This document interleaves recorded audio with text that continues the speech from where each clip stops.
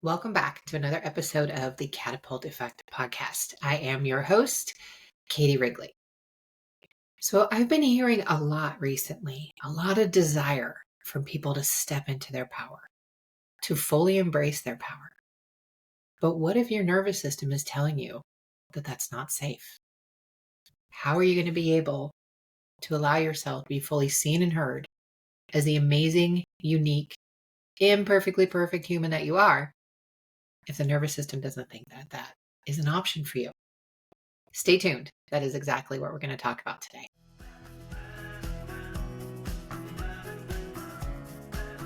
Welcome to the Catapult Effect, a podcast where professionals like you turn challenges into opportunities for extraordinary growth. If you're tired of struggling, feeling lost, and ready to catapult yourself into the best version of you, then you're in the right place. Here's your host, Katie Wrigley.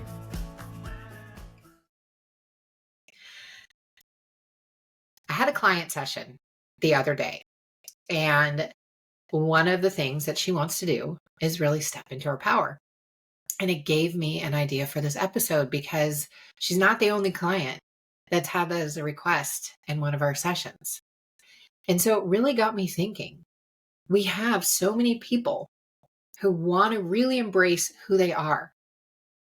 But what if the nervous system is telling you it's not safe to be that person, that it's not safe to feel seen and heard, to be seen, to be heard, to be yourself?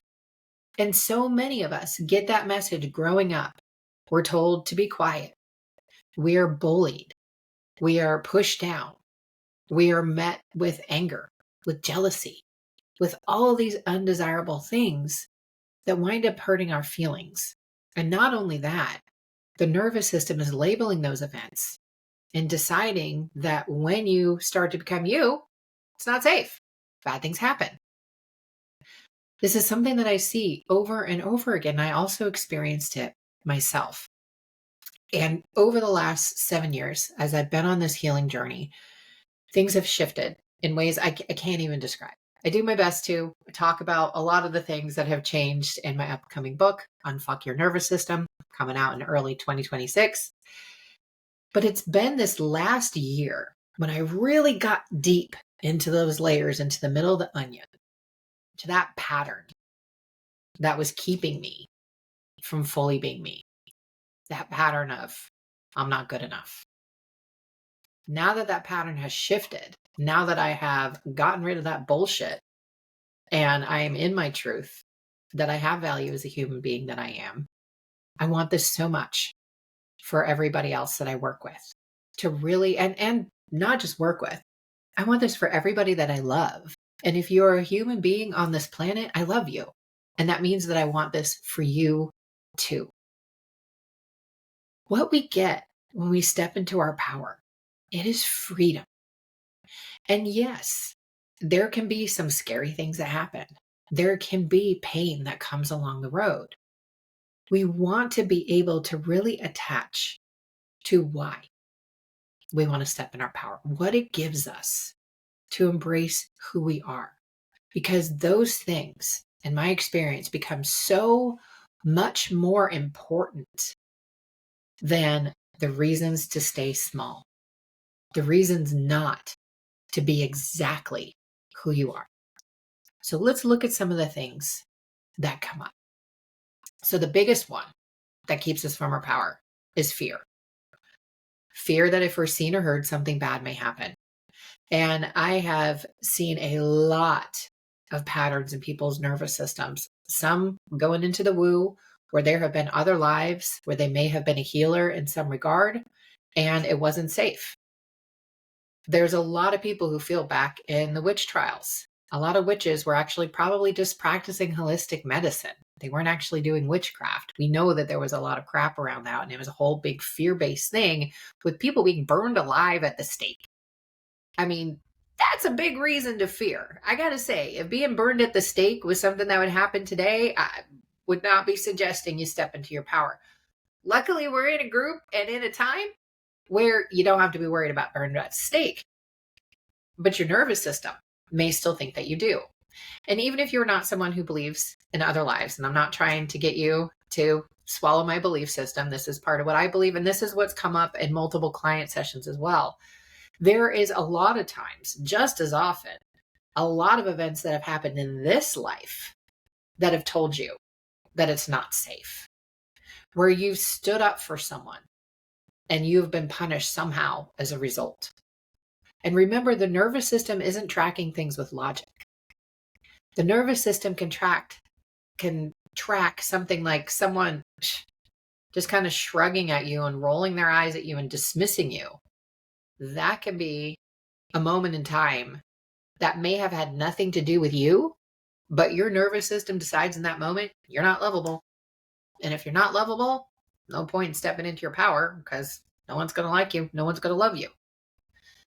These patterns that start a lot of times in early life, and not even going into the past lives, but these patterns a lot of times start in early life and tell us that it's not safe to be seen and heard.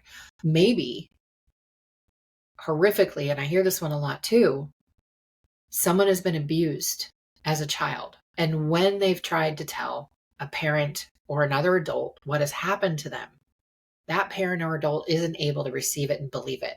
Most likely because they too have been abused. And if they face your abuse, they have to face their abuse.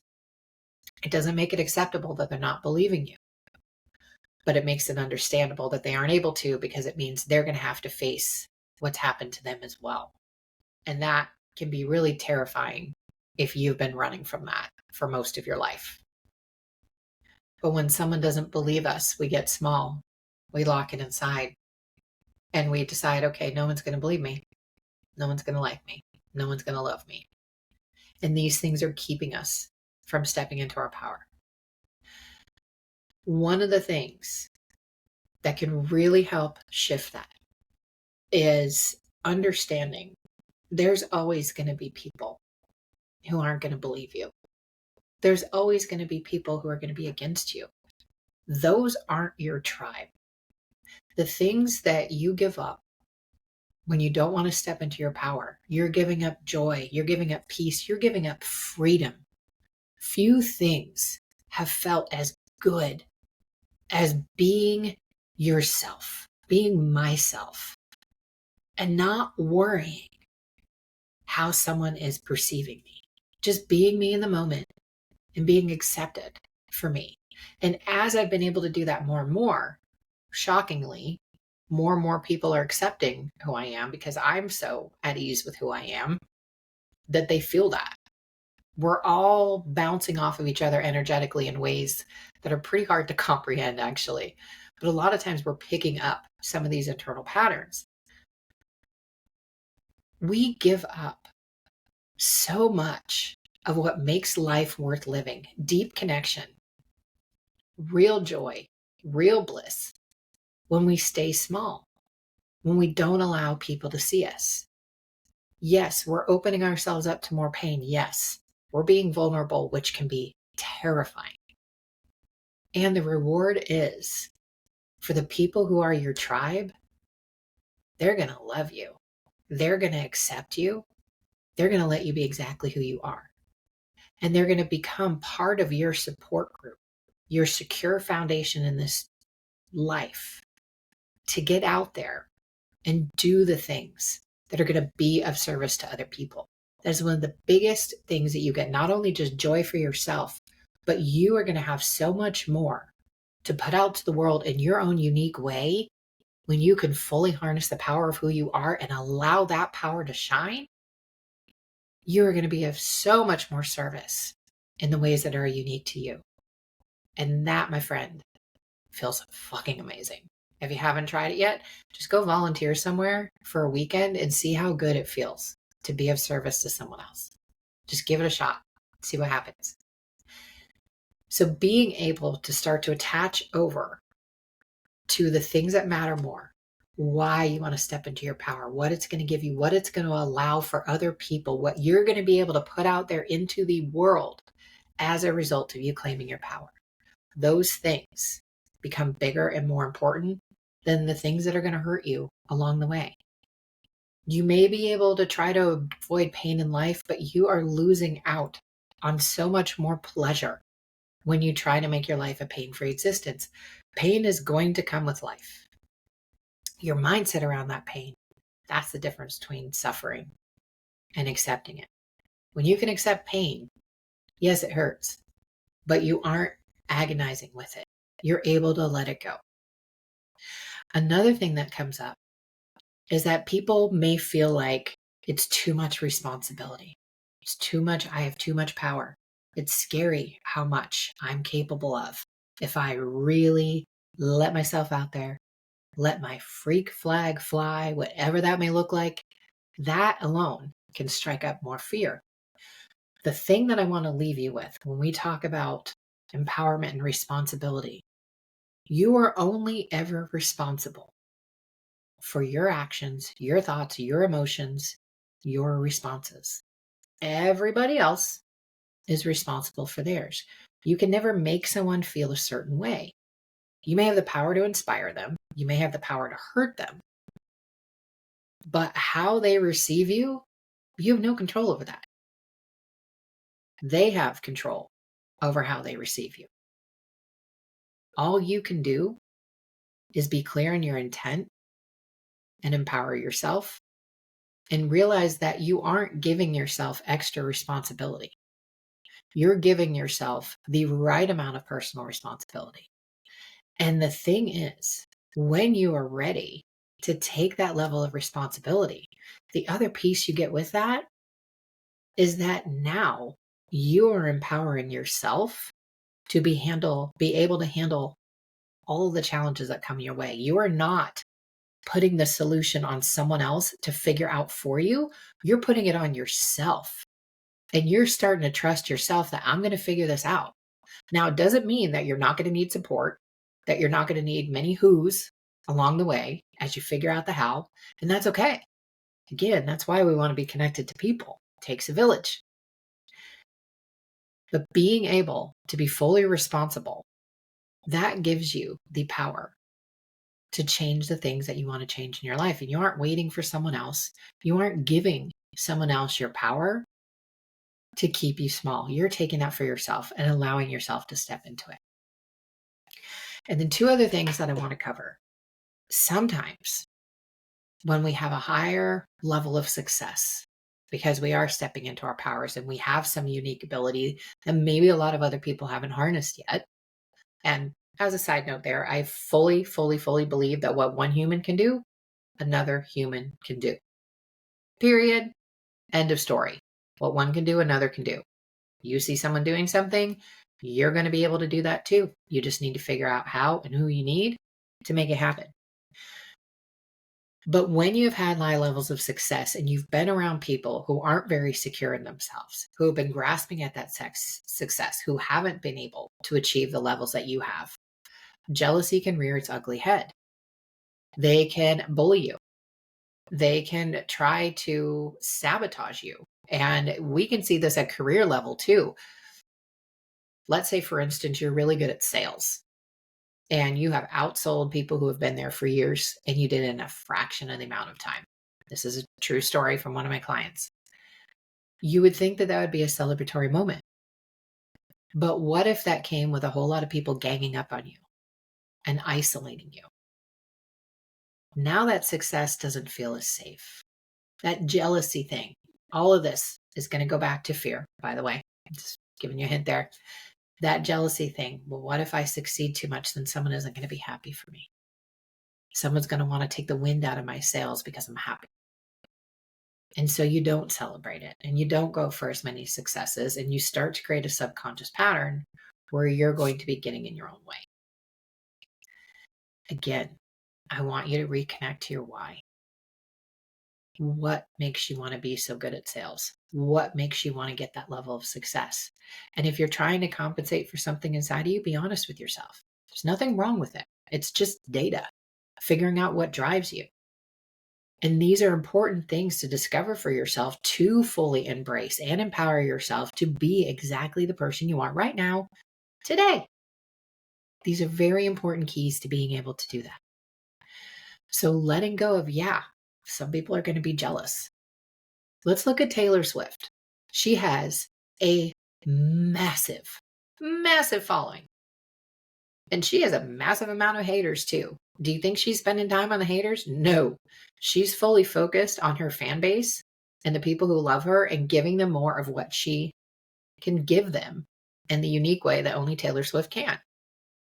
And I have a lot of respect for her. I'm not actually a huge fan of her music. Some of her songs I really like, but I love the messaging she puts out there. And I love her as a human for all the empowerment and all that she stands for and all that she shows is possible to the world. And I really admire her business sense, big time. There's a lot that I admire about her.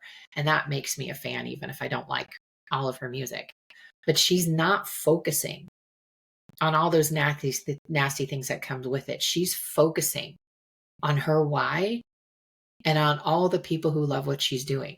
You focusing on your why and all of the people who love what you're doing, you keeping your focus there, you're not even going to start to notice the haters after a while. They're going to fade into the background because they're not important. You know, like Brene Brown says, and it was a quote from Roosevelt, I believe, that unless you're in the arena and you're getting your ass kicked, I really don't care about your opinion. I mean, I'm being very, very succinct in that quote. I don't remember the exact quote, but Google Brene Brown and the arena, and you can see the quote for yourself. But think about that. Does it really matter if someone's a spectator on the side and they have no idea what you have done and created for yourself and the work that you've put in, the blood, sweat, and tears that have put into whatever it is that you're doing? Unless they understand that, their opinion really doesn't matter. It really doesn't. And so allow yourself, if you have someone who's hating on you, does their opinion really matter? It may hurt in the moment, but are they someone that you're really going to care about? Are they someone who is adding to your life? Or are they draining you and making you guess yourself?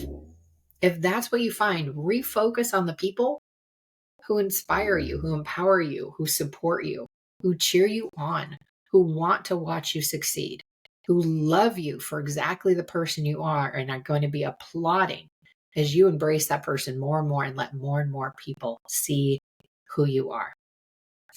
Letting go of that fear of rejection, letting go of that fear of being too much, letting go of that fear that you're not enough. Those are all things that you can do to step into your power. Finding ways to be able to give yourself that is huge. And now I want to end this episode with an invitation to you. On Tuesday, November 4th at 4 p.m. Eastern Time, I am going to be running a free webinar called The Pattern Behind the Panic. Now, it's not necessarily about stepping into your power, but it's helping to understand what some of these patterns are that are driving the stress, that are driving the anxiety, that are driving the fear, that's keeping you from being the person that you know that you can be, the person you are dying to let the world see.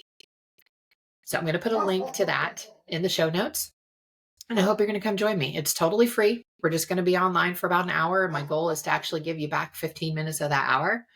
And we're going to talk about some of these deep drivers that are creating these stress patterns that are leaking the energy out of you instead of allowing you to embrace that energy and fully utilize it for what you need and want to do the most in the world. Thank you so much for joining me again. And until next time, please be well. Thank you for joining us today. If you enjoyed this episode, please share it with a friend and leave a 5-star review, which helps grow the podcast and reach others just like you. While you're at it, connect with Katie on social media. You can find her on LinkedIn, TikTok, Facebook, and Instagram as @CoachKTDubs. That's CoachKTDubs. This has been the Catapult Effect with Katie Wrigley. Thanks for listening.